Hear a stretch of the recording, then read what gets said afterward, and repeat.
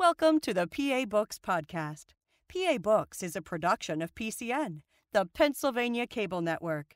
This program features interviews with authors of books on Pennsylvania people, history, sports, business, nature, and politics. We hope you enjoy this podcast.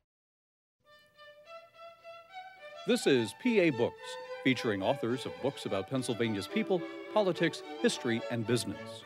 This week, Allan Keiler discusses his book, Marian Anderson, A Singer's Journey, a look at the life of the world-renowned singer who became a symbol of the civil rights movement.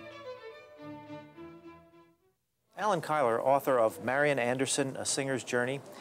If you were to see a Marian Anderson concert when she was at the peak of her skills, her musical abilities, and her fame, what concert would you have seen, and when and where? Oh, I think I would have seen any concert she gave in the 30s and 40s. I don't think it would matter very much where it was. One would have had the same impression of her extraordinary singing, technically, of course, and interpretively. I don't think I would have chosen a particular place, a particular auditorium. I did hear her, not in her prime. I heard her in the last years of her life. And although technically she had not sung as well before, it was irrelevant to everybody who was there. So strong was her musical instinct, and so strong was her musical personality. Where was that concert? The first time was in Ann Arbor. It was actually the penultimate concert of her farewell tour. That would have been 1965. And before that, a few years, I think, in Detroit. What did she sing? She sang a typical program, usually followed the same sort of order. Some Handel or old Italian songs at the start, usually German lieder, Schubert, Schumann, and then in the second half, American songs, and of course, always at the end, a group of spirituals. Accompanied by what? Accompanied by Franz Rupp, her pianist and accompanist for a quarter of a century, almost from the time of the Lincoln Memorial Concert to the end of her career, the same accompanist. What was she like on stage? What kind of stage presence did she have? What did she wear?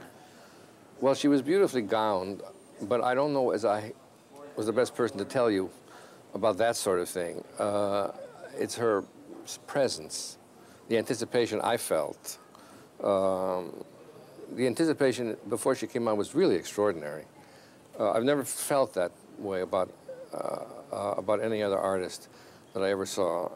And she was rather regal, dignified, slightly distant. And then everything changed miraculously when she began to sing. It's hard to capture her presence on the stage because it was different from anybody I had ever heard, especially singers. There was a strange contradiction about her. In some ways, you focused on her profoundly, and in another way, the minute she sang, you were unaware of her, but only about what she was trying to convey musically. Why'd you write the book? Well, for a lot of reasons, but I think the most important is that since I can remember, I was angry and frustrated about the fact that although everybody acknowledged that she was one of the supremely great singers of the 20th century, I never felt that people really understood what that entailed. I don't think that they didn't understand what really constituted her greatness as a singer. In some cases, it seemed it was simply politically correct to say that Marian Anderson was a great singer, but they had so little knowledge of what I thought was important about her singing, and I was mad about it. I was angry about it. In many ways, I think I may have identified with her. She was also angry and frustrated about the fact that people knew about the Lincoln Memorial Concert, but they had no idea, or very little idea, about her artistic career, which was, of course, central to her life. What did you know about her before you started researching the book? I knew virtually everything that had ever been written about her. So I was a fan. I was a fan from a very early age. But most of what was written about her was promotional material. And so it was repetitious and sort of pared down and simplified to make that kind of direct appeal to audiences. No nuance, no perspective, not enough, no detail. And that seemed to go on more and more through the years. The same material, one could exhaust what one knew about Marian Anderson in a very short time in terms of what was written. When you sat down, you decided, okay, I'm going to write this book about Marian Anderson. How did you start? Well, when I took myself seriously, I had thought about this for years, this kind of fantasy, that I wanted to do this. Many people felt that. Many people felt they wanted nothing more than to be Marian Anderson's defender, Marian Anderson's spokesperson. I felt like that for years, but at some point I took it seriously. I think one reason I took it seriously because I had realized that although she was still living, she was very old, and if I wanted her somehow to participate in this, I'd better do something. She was 89. I thought she was 89 at the time. It turned out that as I began to work, she was not 89. She was really 95. That was even more scary. And so I wrote to her nephew, James the Priest, who's conductor of the Oregon Symphony Orchestra, a very prominent and important conductor. I think I knew that I needed to write to him and to have his permission and the family's permission and encouragement if this was to happen. And I wrote to him and got an answer extraordinarily fast, before I would expect it to have, who said yes. I sent him some material, and he wrote back and said, you are the sort of person that we would like to write this biography. It was a bit surprising that it happened so fast, and that he was so encouraging from the very start. But that was Jimmy, and that was the whole family. They gave me every support possible from the very start. How'd you proceed? Well, then, I think the next stage was to be connected to the University of Pennsylvania, where Marian Anderson's papers are. She gave her papers in a series of gifts to the university. First in 1977, and then again toward the end of her life in 1989, 1990. This is an enormous collection of material. All of her music is there. Letters, diaries, itineraries, and also a tremendous number of recordings, home recordings, that she made herself in the studio while rehearsing with Franz Rupp. Test pressings that nobody else had or thought were destroyed. From every aspect of her life, public, private, musical. It took years to work in that collection. And unfortunately, although I'll explain later, fortunately, a good part of that collection was not yet cataloged. It was in hundreds of boxes, disorganized. Letters were separated from envelopes. Material that belonged in one year was spread over boxes. And so I had to do this box by box, document by document. How long did it take? Years. Years. 3 years, 4 years. And it didn't seem at the time that, in fact, it would be cataloged.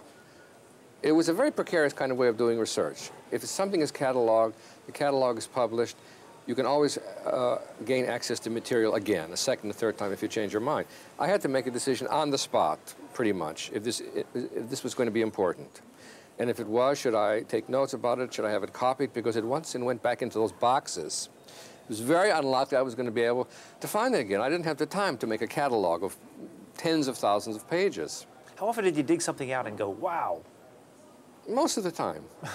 Most of the time. Because it was all so new. You know, there was not a single letter sent to or written by Marian Anderson ever published. That's how little there was in the literature about Marian Anderson from the point of view of scholarship or academic work. Nothing, not a single letter in print. Later, however, I discovered that it was an ideal way, in a way, to do research. I wouldn't recommend it to other scholars. It's a difference between looking at a book with a list of categories about where documents are and going through someone's drawers, someone's boxes of papers, someone's files. It's haphazard. You don't know what to expect, and so it makes you much more attentive, much more alert, much more excited. I mean, think about being in Marian Anderson's house, as it were, and just going through things that she had kept for years, put some things here, some things there, forgotten where, and you were looking at that stuff. You made connections, you made hypotheses. I mean, you had to, because the stuff was going to disappear in boxes that you might never see again.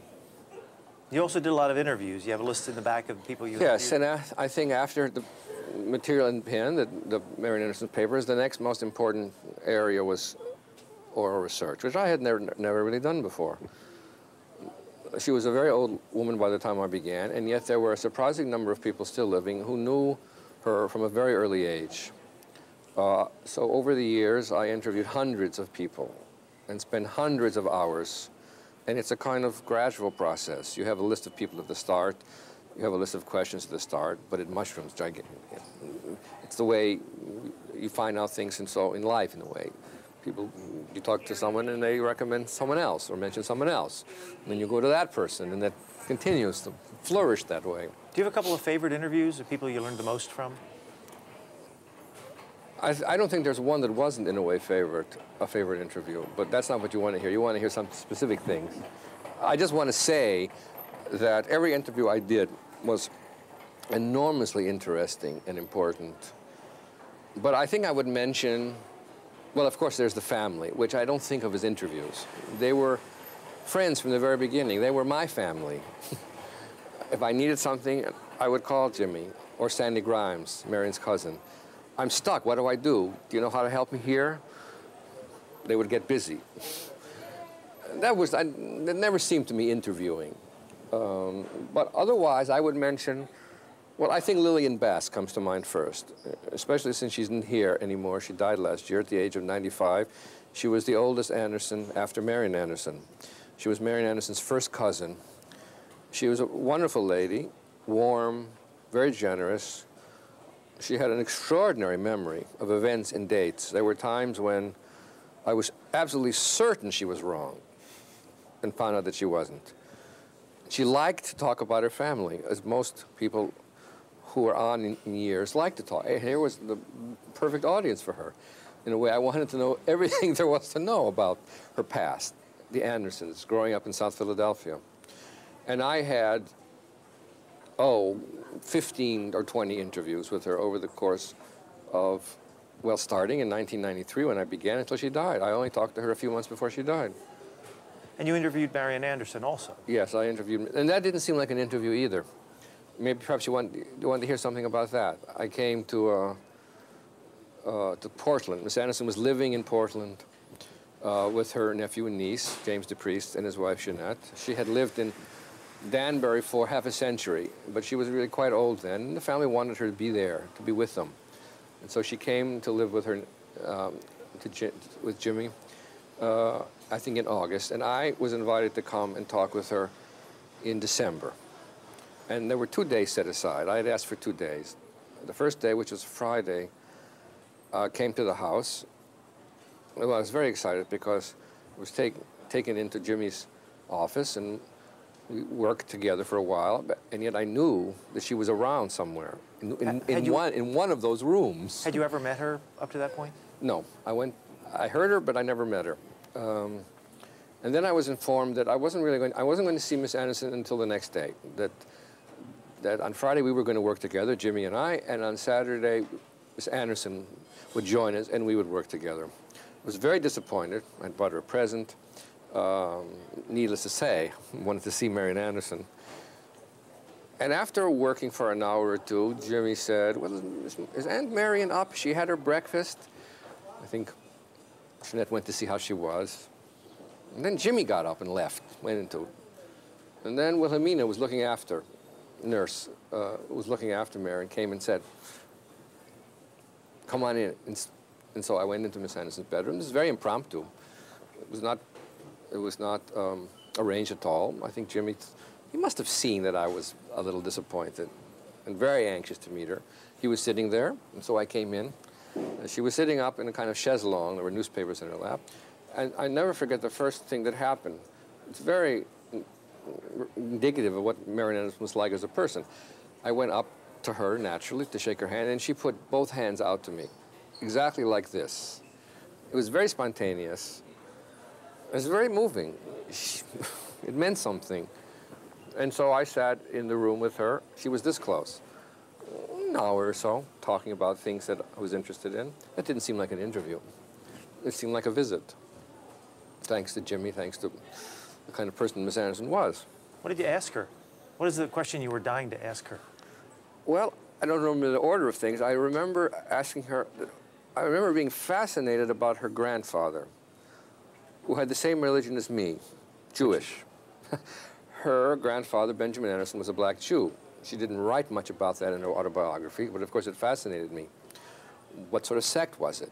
Did you go to the synagogue with him, for example, on Saturday? Did he take you? Things like that. We also talked about Isabella, Marian's grandmother, woman of imposing character in her life, with whom, of course, Marian and her sisters and Mrs. Anderson lived for a long time.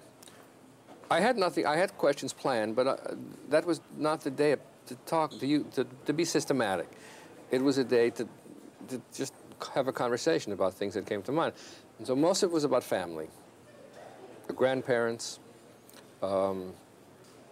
especially Benjamin, the neighborhoods, Union Baptist Church, what she sang in the choir, things like that.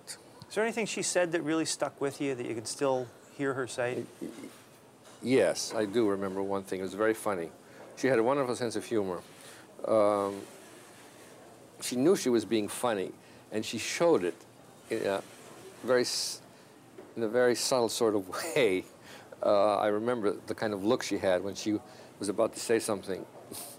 I asked her when the first time it was that Roland Hayes, a very important black singer, in a way her mentor, had heard her sing. And she thought for a minute, and she said she didn't remember, but he could have heard her any time because she would have sung at the drop of a hat. You said you thought she was 89 when you interviewed her, but she was really 94 or 95. What's the story there? Well, her official biography in the books, in dictionaries, biographical dictionaries, her official biography was, her official birthday was 1903, February 27th, 1903.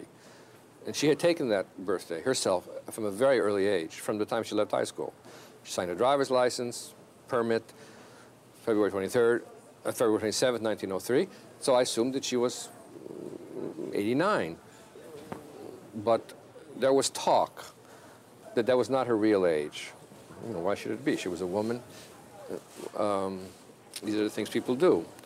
There was some suspicion that she was older, and there were various hypotheses about how old she really was. So I went down to the, I think, City Hall at the time and asked to have a copy of her birth certificate. It's very simple to find out these things. And it turned out that she was born in 1897. That made her a lot older than I had thought, which was quite extraordinary, considering how lucid and intelligent and serious she was about trying to help. And that's the other thing I remember, especially the second day when we spent several hours in Jimmy's study. How determined and how serious she was about trying to be helpful to me, not to mislead me, to be accurate about what I asked. Sometimes she would think carefully before she answered me. And told us stories that even Jimmy was surprised about.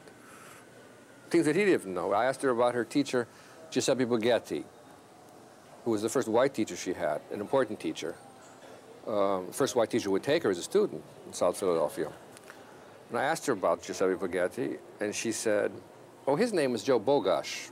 Jimmy said, what? He had taken Giuseppe Bughetti. I mean... Oh, his real name was Joe Bogash. He was a Russian Jew.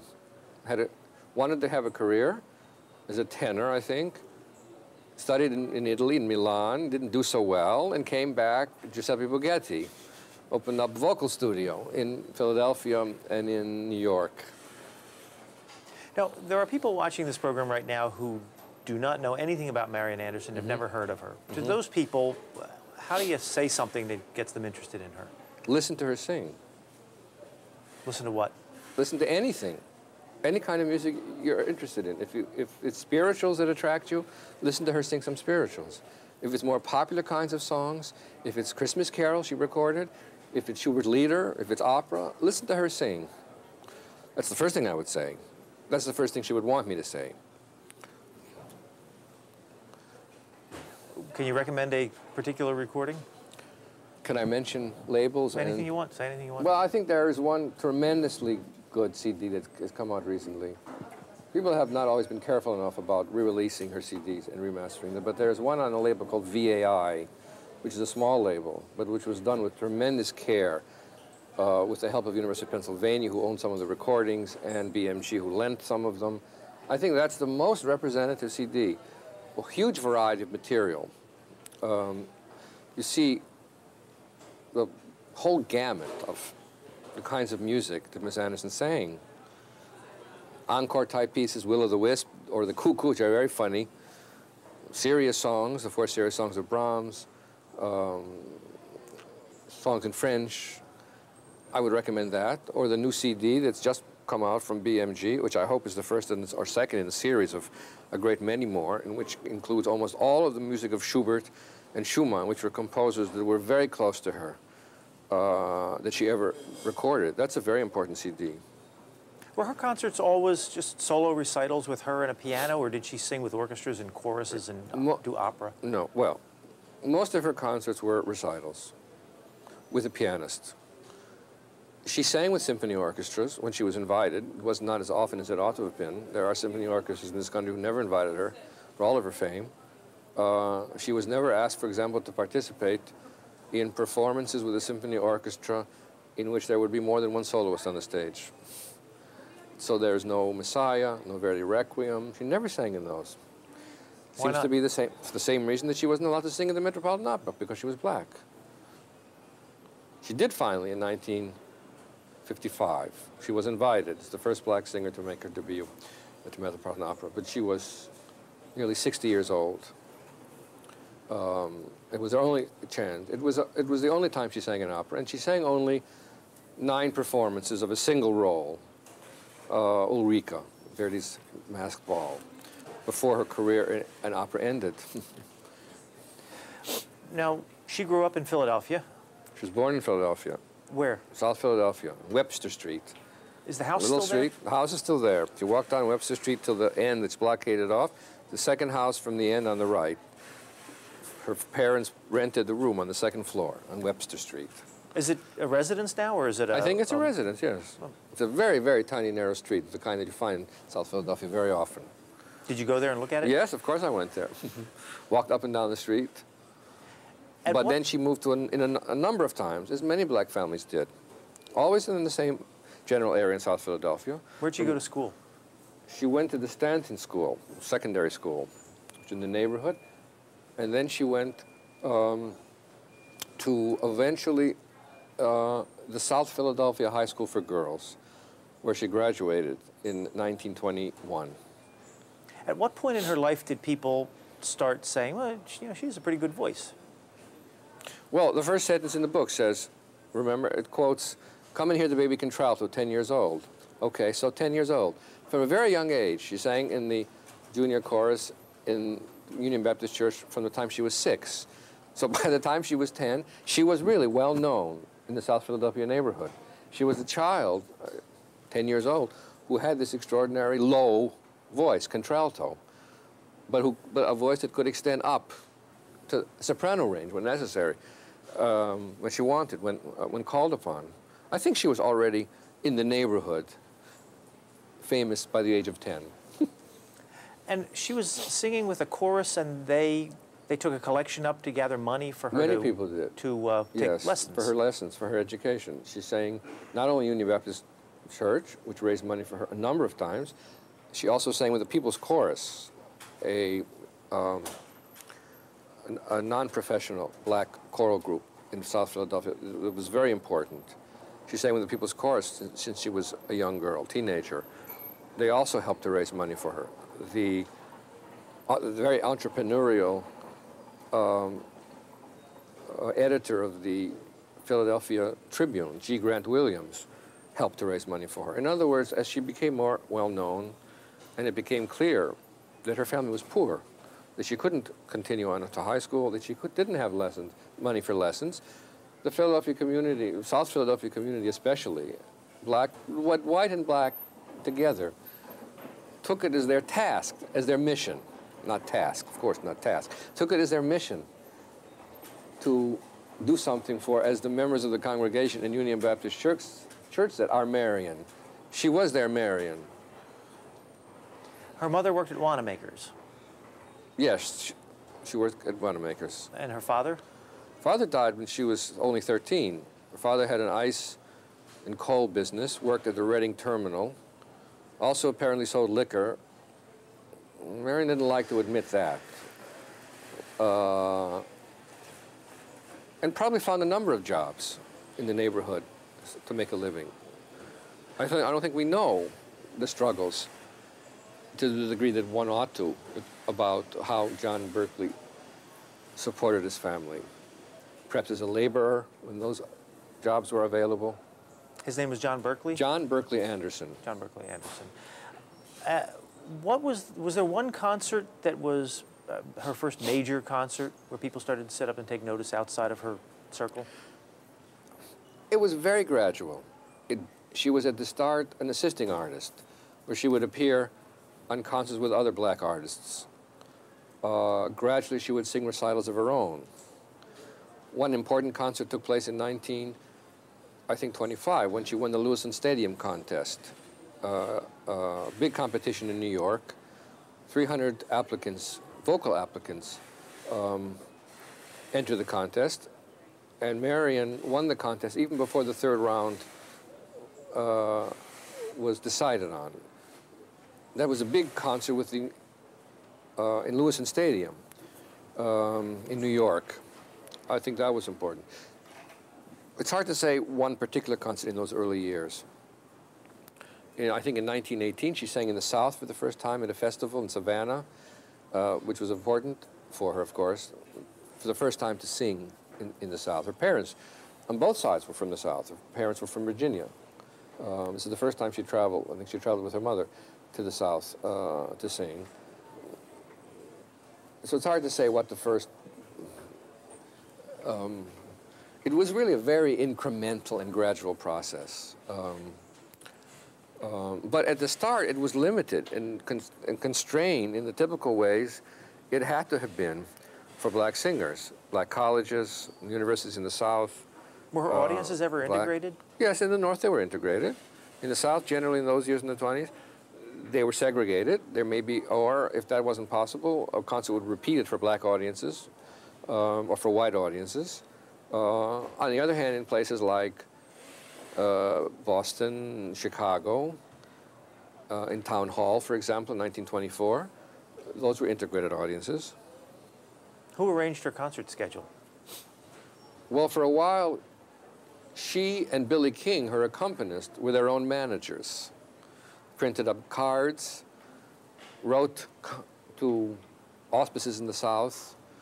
It was a very difficult business. They had, for a time, a manager in Harlem interested in her. For a couple of years, G. Grant Williams, the Tribune editor, acted as her manager.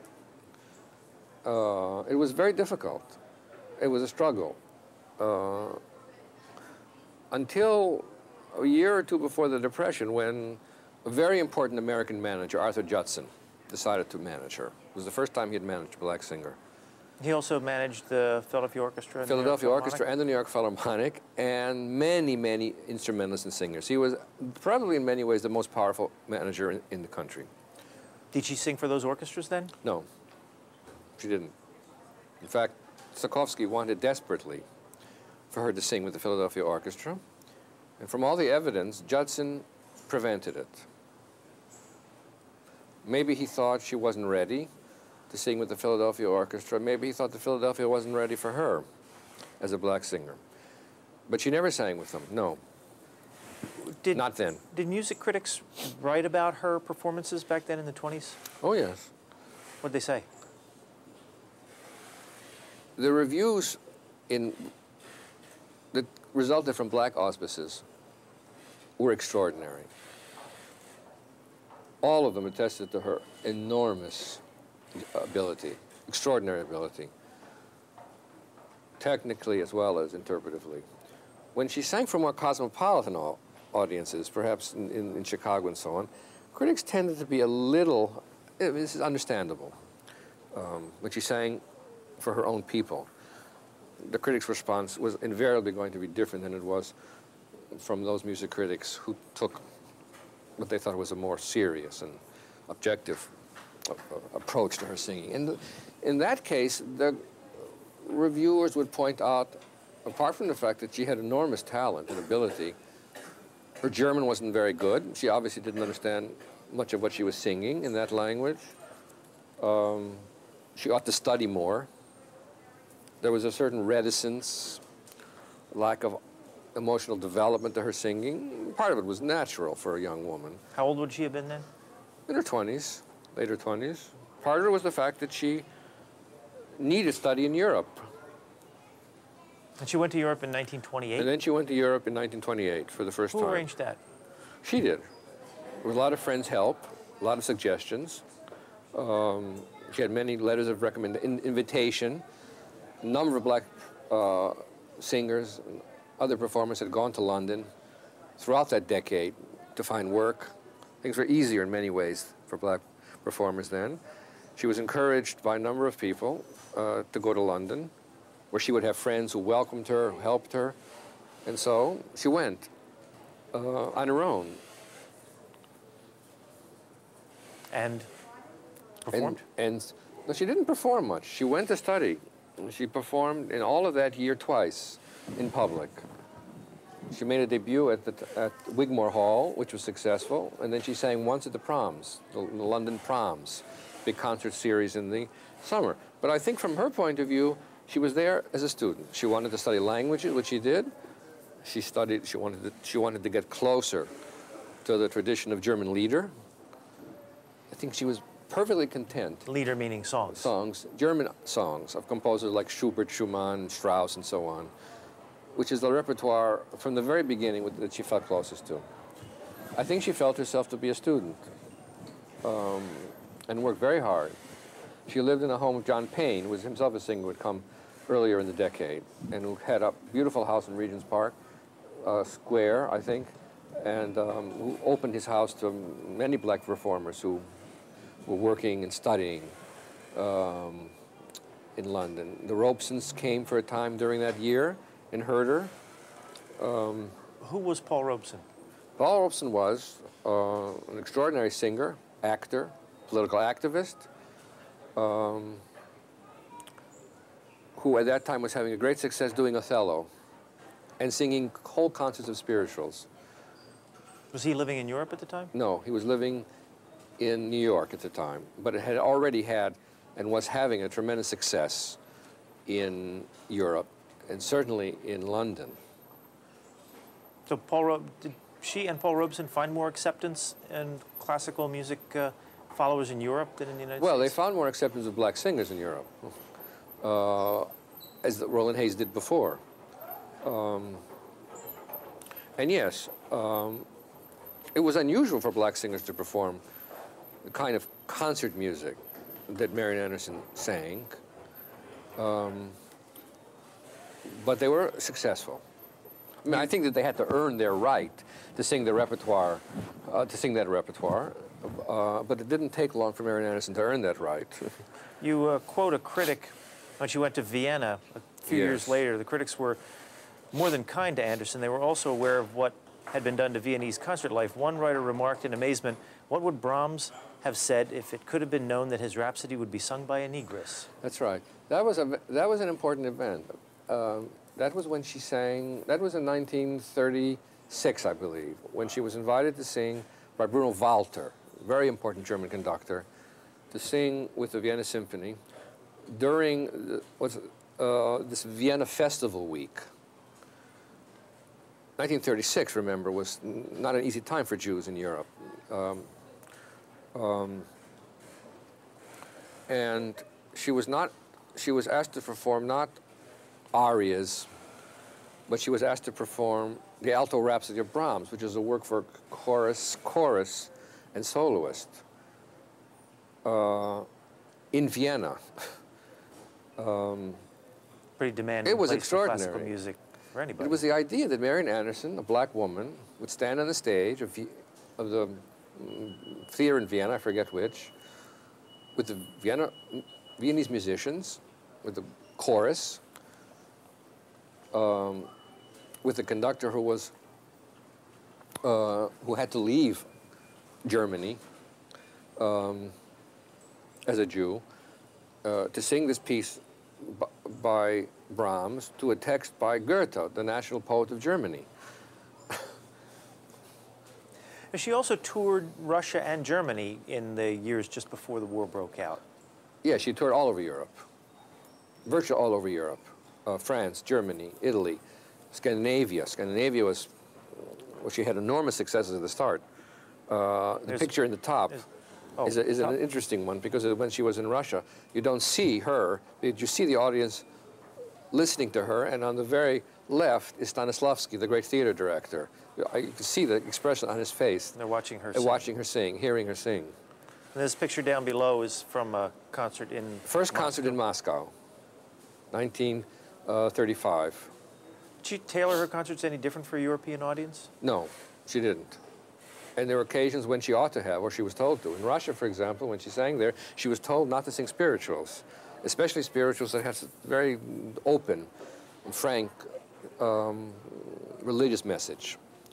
That would not do her, that she had better not do it. In fact, I think I wrote about that at the time, that although Paul Robeson was a hero in the Soviet Union, nonetheless, a radio station had broadcast a recording of his, of an Negro spiritual, and there were really heads rolled as a result of it. But she was determined to sing Negro spirituals. She sang them in every program.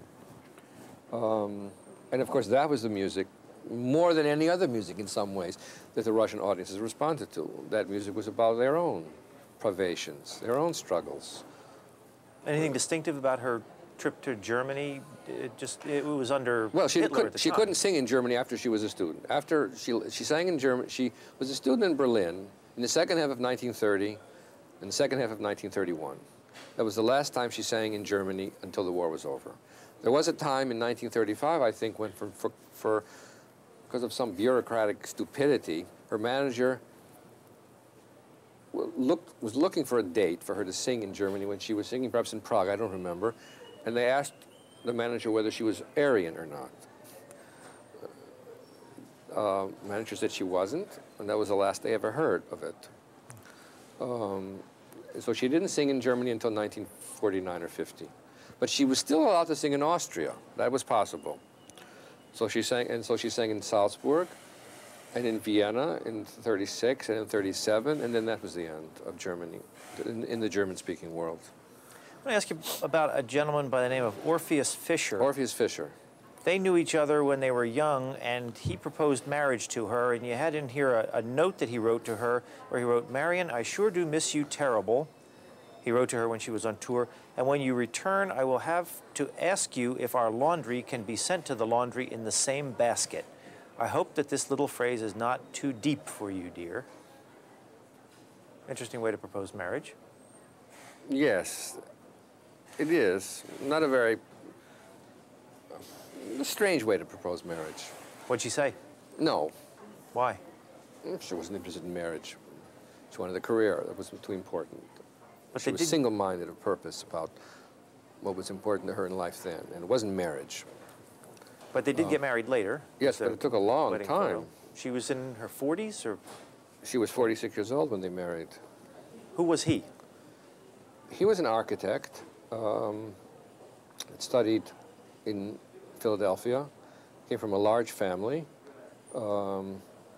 He was a creative man, professionally, was charming,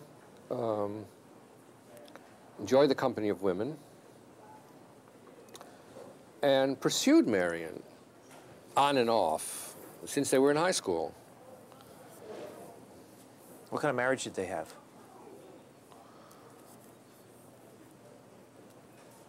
Oh, I think like any marriage, it had its ups and downs. She was away a lot? She was away, yes. She was away a lot. It was difficult for Orpheus. They lived on a beautiful farm in Danbury, Connecticut. She was away a lot of the time. Orpheus was unhappy about that. He wanted her to be more domesticated and more and around more. I'm sure that I have no doubt that our letters and so on that make it perfectly clear that that was one of the difficulties of their marriage throughout most of it. But Marian was as determined after marriage as she had been before, to pursue what was most important. And she did. What was she like as a person at the time? I mean, was she shy or outgoing? Or, can you describe that? I think I would say she seemed shy. Many people who I interviewed said that she was enormously shy, that she would look down, not look at them directly easily. I think she was in some ways shy. She was very diffident. She in some ways lacked confidence. Certainly not aggressive. But I think it took time for her to get to know you and to trust you, when I think people found her much different, warm, full of fun.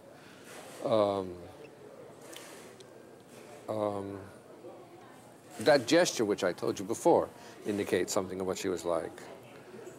But there was a kind of distance that many people found to be true about her, a kind of guardedness, a need to protect herself from hurt, that she had learned from a very early age, as anyone from her background and experience would have learned. And I think many people saw that. Many people also saw that she did not talk about private and personal things very easily, virtually to anyone. Was she outspoken on anything? Was she interviewed much? No, she was never outspoken. She was, on the contrary, she was sometimes maddeningly indirect about anything that might be called sensitive, civil rights, but she had to criticize. It was not her way. She's not political? No, she wasn't political in the sense that well, she certainly wasn't like Paul Robeson, outspoken. I'm trying to think, I'm trying to be accurate about how I would characterize her. Alice, that was Marian Anderson's middle of the three sisters. I would say that Alice was much more politically active and outspoken. She was much more interested in politics. In fact, she had quite a career in, especially for a black woman, in democratic state politics. I don't think that was Marian Anderson's way, to be involved intellectually with issues. She lived by a kind of simple yet powerful philosophy, spiritual, humane. Was she religious? Which transcended, I think, for her, party politics, let's say. Was she religious? Yeah, she was very religious. She didn't go to church all the time, but she had a kind of deep spirituality about how one lives in this world as a human being.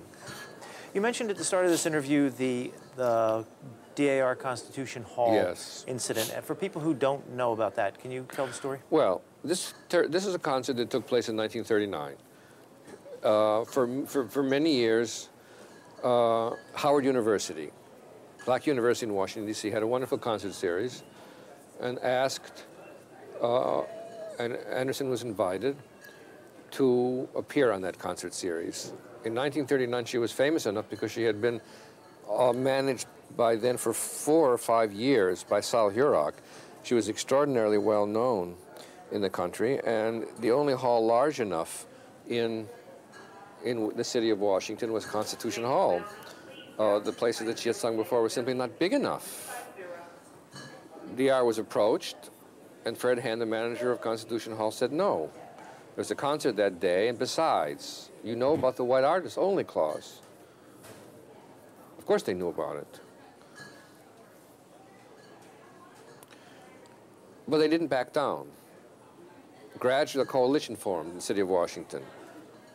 Howard University officials, legal advisors to the NAACP, concerned citizens, took up the cause, wrote letters of protest. Sally Roberts was the President General of the DAR, but she didn't back down. I want to read you something that's in your book where you quote the United Mine Workers writing about the DAR. and they, in their newsletter, described the DAR. Everyone knows that the DAR is an aristocratic, high-hat institution whose members parade around like peafowls in silks and sealskins and imagine themselves as the elect of the human race. Well, yes. I'm sure many people thought that. The DAR had done a lot of good, but in those years they were not terribly liberal-minded. And that coalition continued to work. Finally, they had to give up the idea of Constitution Hall, and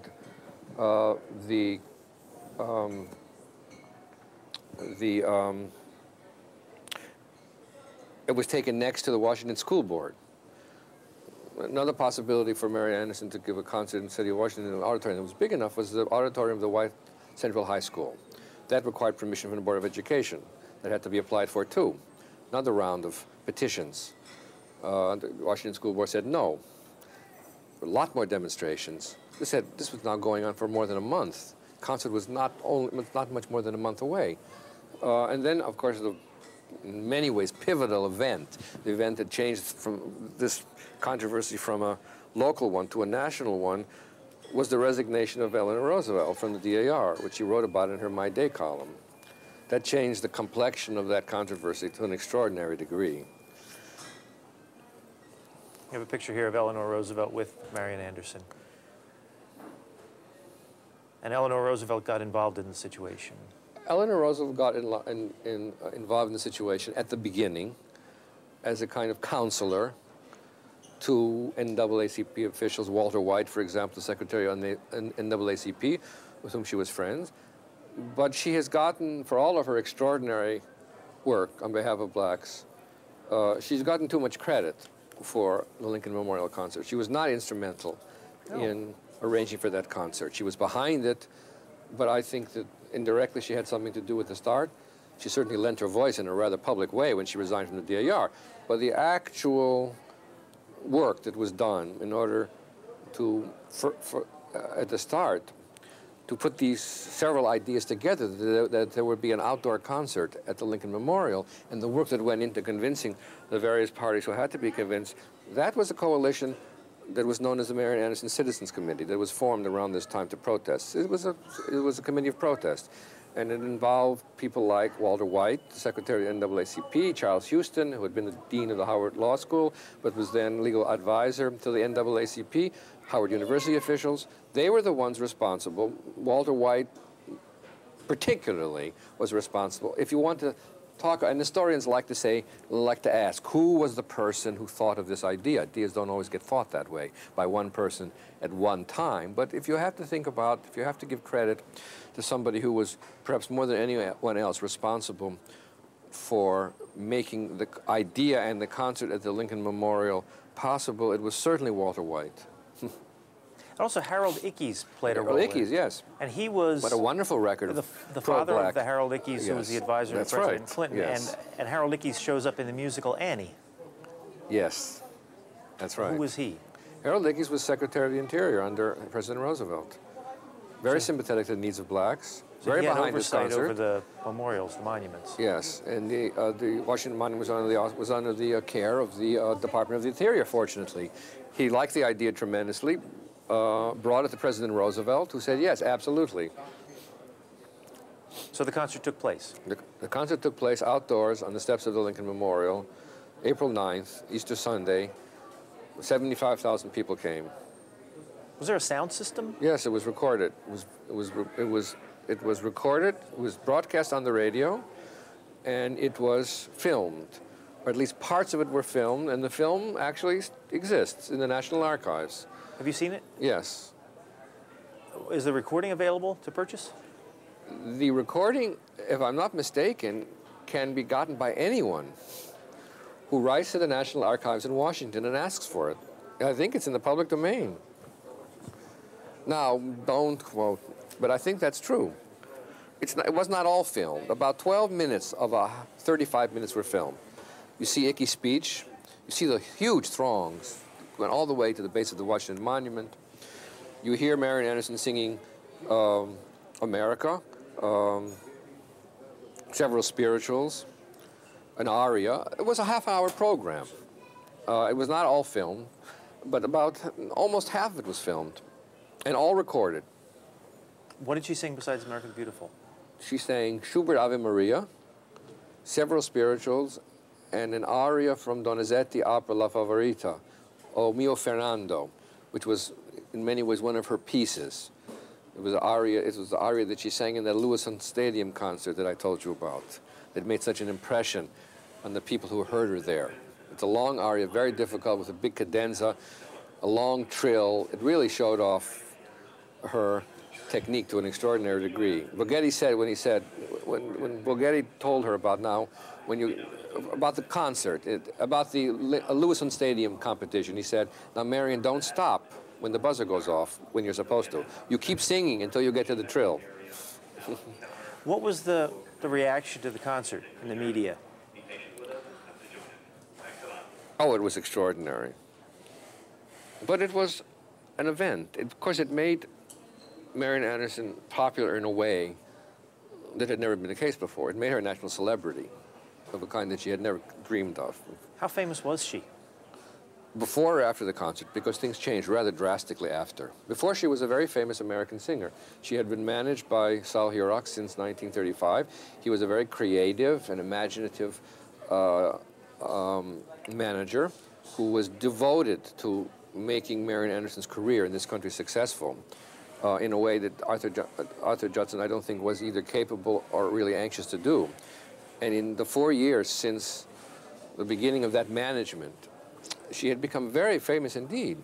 I mean, in 1938, he bragged to the press that she had made an enormous amount of money that year, $200,000. She was very famous by 1939, but not as she was after that concert, which of course changed her life permanently. Before that, she was a black singer who had achieved an enormous success, an unparalleled success for her race. After the Lincoln Memorial concert, she was a symbol, a role model, an inspiration of a kind that had not been the case before. But of course, if you see the audience, I mean, there are some close-up shots. It was not completely black, but it seemed to me predominantly black, at least at the very front. You can see the impact of what that concert meant to them. And Walter White, who wrote about what he saw at that concert, is very moving, the effect that it had on people of her race. How did she take to the role of being a symbol? Not well, not easily. As she liked to say, she was not made for hand-to-hand combat. It was an enormous burden to her. She felt unequal to it, inadequate. It was not of her own making. It made her insecure. But nonetheless, she felt at the same time that it was an obligation. That if she was called upon to act in that way, then she was going to. And it continued, of course, relentlessly for the rest of her career. A historic trip that was sponsored by the State Department as a goodwill ambassador as well as singer that she made to 12 or 13 countries in the Far East in 1957 as a delegate to the United Nations. Most people don't know that she served as part of the United States delegation. President Eisenhower appointed her as alternate delegate to the United Nations in 1958. I think it was the 13th.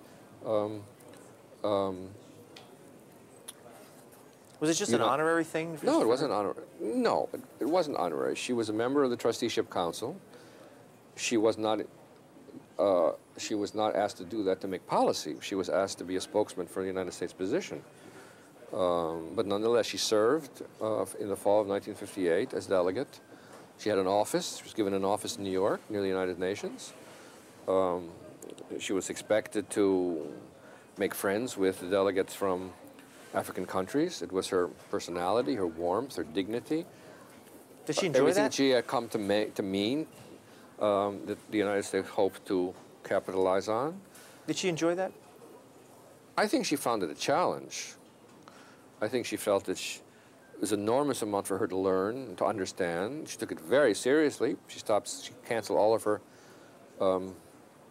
engagements as a singer, all of her concert engagements for that period in order to serve. I think in the end she felt that she had done some good. She also sang at the second Eisenhower and the Kennedy inaugural. Yes, both. What'd she sing? My country, the national anthem. I don't think more. They aren't filmed, but I don't remember. What was her last concert? The very last time she sang, I believe, was in 1965 or 66, at the very end. It was after her farewell tour. She made some appearances after her final concert tour in 1964-65. And this concert, I think, was with her nephew Jimmy, who by then was rather prominent already as a conductor. She performed with him as a soloist in a concert. That was the last time she sang. But she went on to appear in public, not in a singing role, but in a narrating role, in a piece by Aaron Copland, Lincoln Portrait, which is a work for orchestra and narrator. It's a very popular piece, especially during the summer festivals devoted to American music. It has a wonderful speaking part for narrator, which she narrated with extraordinary conviction. And she did that until she was nearly 80 years old. After she retired, did she ever sing just for her own enjoyment? Yes. Apparently she could be coaxed. One thing that she did not do was listen to her own recordings. You could, from what I understand, you could not get her to hear her own recordings. She didn't like them. She was unhappy with them. But she would sing in the right mood on an informal occasion. Someone who had played for her as an accompanist at the very end of her career, John Motley, who was a choral conductor in New York, apparently could get her to sing if anybody could, by sitting down at the piano, playing a piece that he knew Marian liked, and before perhaps she realized it, she was singing along. And she died at age 96? She died at the age of 96. And her funeral was in Philadelphia? There were memorial services in Union Baptist Church in Philadelphia, and then at Carnegie Hall. Where's she buried?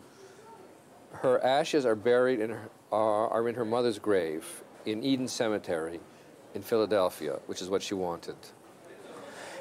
Once you had done all the research and you were writing this book, was there anything you really wish you could have asked her?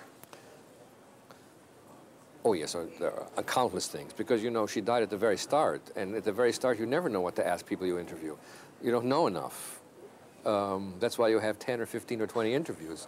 I would have loved to talk to her about the Lincoln Memorial concert. I think I could have gotten her to talk to me about it after she had known me more. Countless things I would have liked to talk about. It was only the very big start.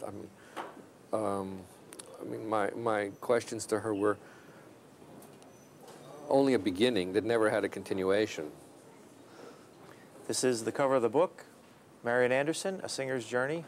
Allan Keiler, thank you very much. Thank you.